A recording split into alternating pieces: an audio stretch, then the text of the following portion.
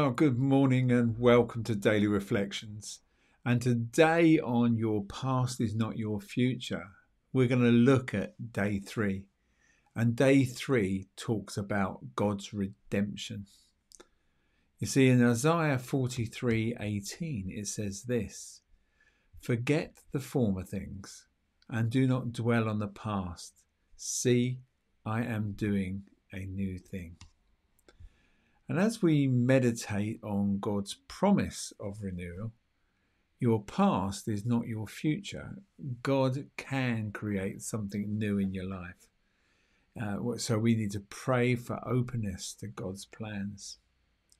And as we look at Isaiah 43:18 to 19, it is a beautiful passage that emphasizes God's ability to bring about renewal and transformation in our lives. And it encourages us to let go of the past and embrace the new things that God is doing. So let's explore this verse in more detail and consider its practical implications. And one of the key applications of this passage is to fully embrace God's promise of renewal. It reminds us that our past mistakes, regrets and failures do not define our future. So God has the power to create something entirely new for our lives. And just as God delivered the Israelites from their captivity and provided a new beginning, he offers the same to us through his love and grace. So as to apply this truth, we must realize the burdens of the past, and including the guilt and the regret, and trusting God's transformative work in our lives. And this process may involve seeking forgiveness, making amends, and allowing God to heal wounds and scars.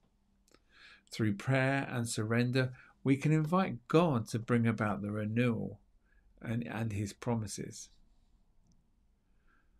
So another important factor about the application is to cultivate an openness to God's plan. God's newness often comes in unexpected ways and may not align with our preconceived notions.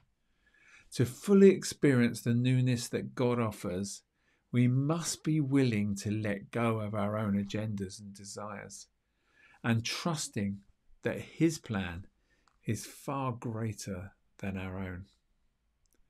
This also requires a heart and a mind that are open to change, flexibility, and willingness to step out in faith.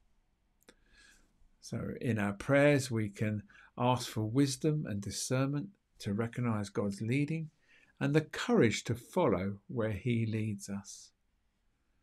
So in summary, Isaiah 43:18 to 19 reminds us of God's promises of renewal and the opportunity to embrace a fresh start. We should release the past, trusting God's transformative work, and remain open to his plans for our lives. Through these applications, we can experience the newness and the hope that God brings, knowing that our past is not our future in him. So a really powerful passage this morning. And as we apply these to our hearts, I do believe that we will see breakthrough. And as we've said, it talks about your past is not your future.